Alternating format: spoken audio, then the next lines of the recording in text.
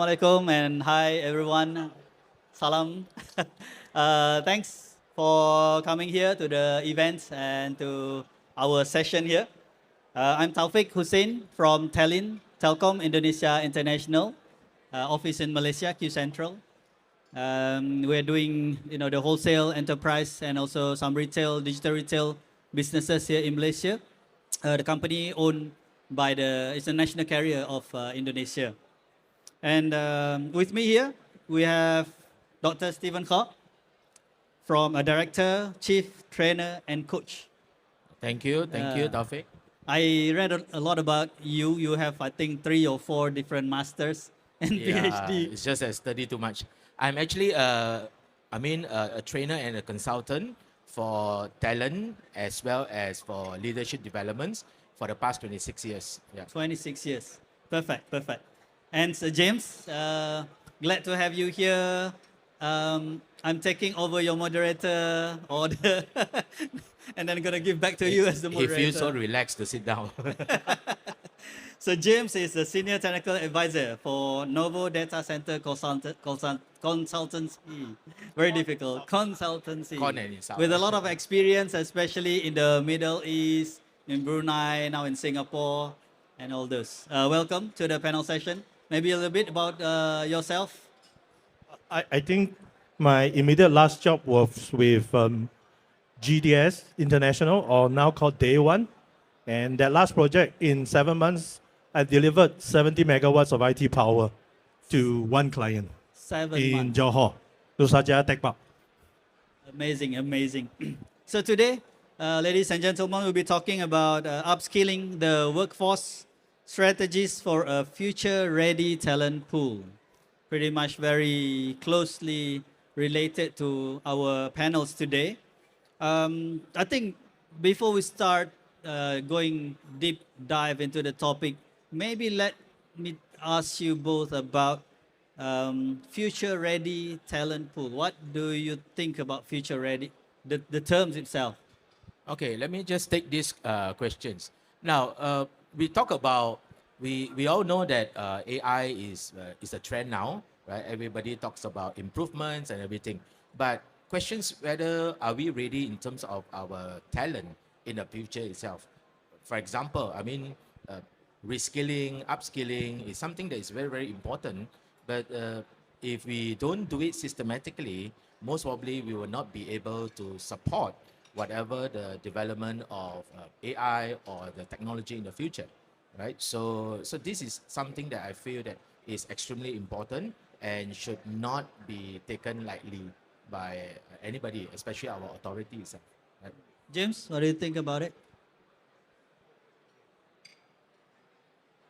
You see, I'm very calm. Relate back to actually when I was with GDS International, my colleagues in the HR department actually come out to KL, went to various universities to directly recruit from the graduating class. And they pitched, if I'm not wrong, about 8 days. So at least with 3 or 4 universities in multiple big lecture halls, and they managed to recruit, I think, at least 100 to 200 staff. But these are brand new staff from the graduating class. And we bring them all to Johor and bring them through training. Because I think the other option is to poach from other people, which in Johor is not possible because it's a very starting base of having data center going operational. So they took that route. But back to the future ready is why we need to do that training is because this type of vocational skills, as Dr. Stephen has talked about, it's not really in the bite size or in the modules of whether our polytechnics or institutes of higher learning or universities, they prepare them. Singapore has done that to some aspect. We even have mid-career training courses, but it is all piecemeal. It's not the whole industry-wide because that is the other thing. Singapore don't treat this as a major industry. That's why we limit the data center pool to what they call the CFA or call for application. But in Malaysia, there's a chances of what Johor has stated. Now they have 1,000 megawatt, and they grow to 5,800 megawatt. It's another 5 or 6 times. each building you need 20 to 30 staff. And the good thing about this is that AI depend a lot about data center, so we won't get replaced, or human in those data center won't get replaced. And these are the permanent people involved with data center rather than the engineering, building, construction. So we need to build out this talent pool, and so that Malaysia continue to grow this hub. Because as you get bigger, the hyperscaler, they want to put their infrastructure close to where they currently have their network and compute hub. Sorry, I better stop myself there. Let me just add on a bit on what James has actually mentioned. Now, yes, we know that the technology is moving very, very fast. And if we don't do anything systematically or on a structured basis in terms of getting our talent to be ready in the future, we are going to face a situations where it is going to be a mismatch, where the market needs a lot of talent, but the market, the talent pool is not ready. And then that is the situations where we have to import talent from overseas, which is actually something that obviously our country, Malaysia, do not want to do that. Because when we do that, it actually shows that we are not planning towards the development for the future itself. So from a training perspective, I always tell our clientele as well, right? In a sense that when you actually develop your talent, it should be structured and it should be systematically, and it should gear towards the requirements and also the needs of the future itself. And obviously, what you can see over here is that we are moving towards the directions, the future directions of AI and the technology itself. So having a structured and a systematic training or to upskill and also to reskill our current workforce is very, very important itself, right? I'm going back to you since you are very familiar with the university system in Malaysia.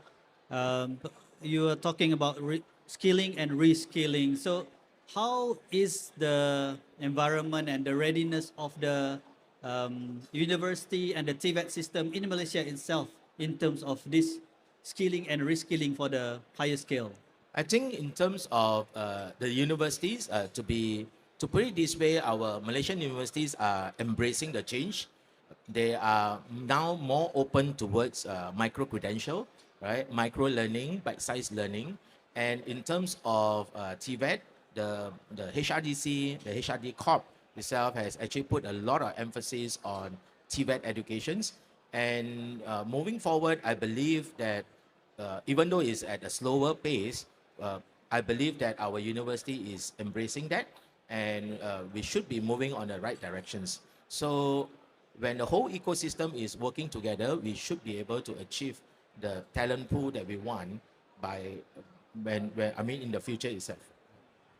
Do you mind if I add on? Go ahead. The thing is, a lot of us are actually working in an existing data center, whereby the new wave of so-called AI-ready hyperscalers, they have brought in technologies that are very new to our existing data centers. So, for example, liquid cooling that the earlier topics have shared about, the BESS system and lithium-ion battery. In our old data centers, VRLA maybe is already very new technology. So, does this current talent pool have to upskill and to manage them, keep their career path growing, which I think it is also a concern for the government and for themselves to have this retraining and upskilling.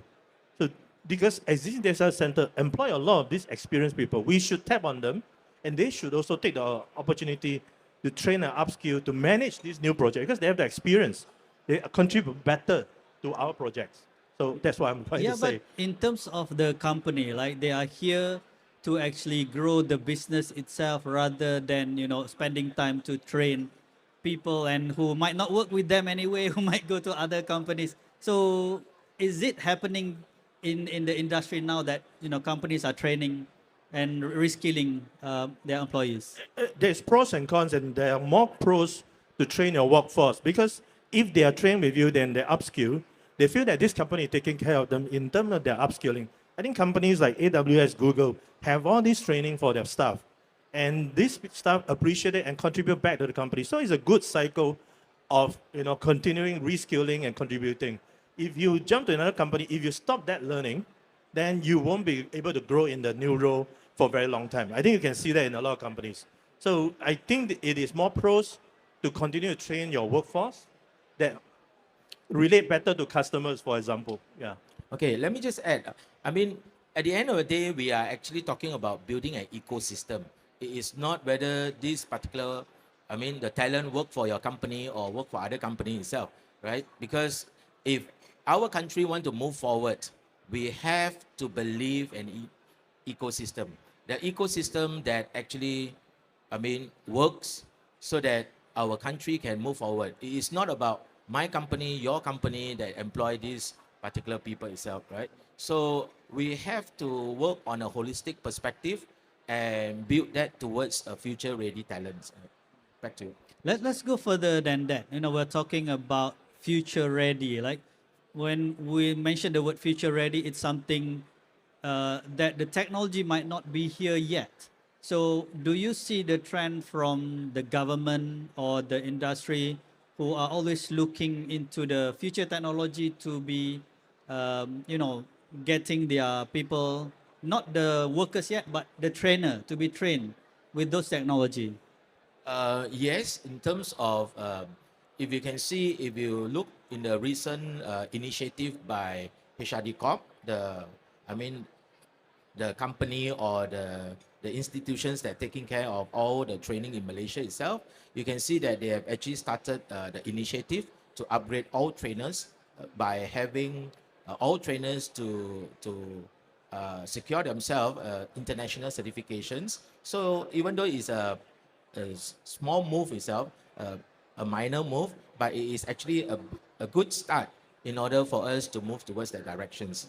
Of course, to kickstart and to get people to embrace this type of change is not easy, right? So anyhow, someone have to start the ball rolling itself, and HRDC Corp has actually make it a good initiative to get the ball rolling. And I believe next year onwards, with the new management or the new CEO in place itself, I believe that we are actually moving towards that directions.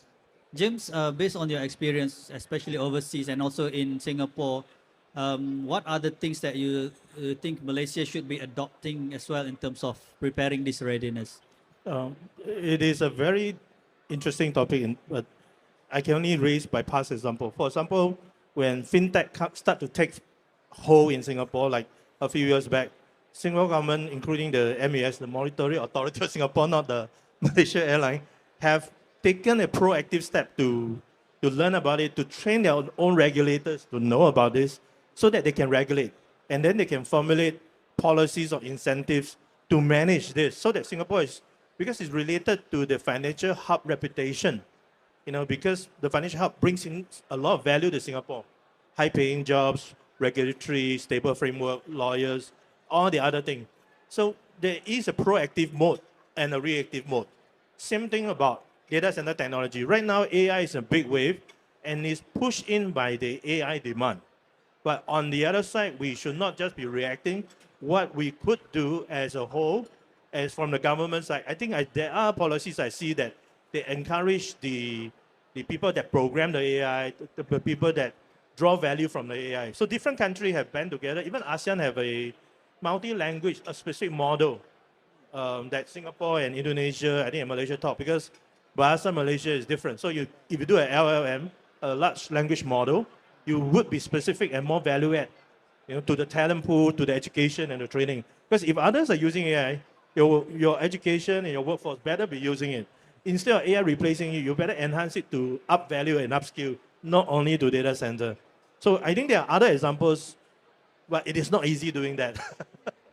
A lot of people are talking about, there are not enough skilled workforce in the data center industry, but at the same time, some are talking about there are not many work in the data center anyway. It's very much a job. What do you think about that? I got a lot of call from the headhunters asking me where are the senior engineers, where are the junior engineers. I think the problem is probably there isn't a good job portal or the starting base of knowledgeable data center experienced people is not big, but I think we have overcome that and reached a certain stable stage, like in Johor. But if KL come to the next wave, KL is a human capital hub of Malaysia. That one, I think they should not have problem. It's probably the other way around. The talent is evaluating what is this data center industry? Can I join it? And would I have a long enough runway, career path with data center? I think I have worked in data center 30 years and I'm still learning. So there is a lot of opportunities for all of us, the senior people and the junior people. I talked to my son. He just finished a cybersecurity course. And I asked him, do you know data center? So I throw him the resources and he's looking into it. So there is a lot of opportunities. I think it's a two-way street. The headhunters, the job seekers, and the senior people had to all reach out to each other.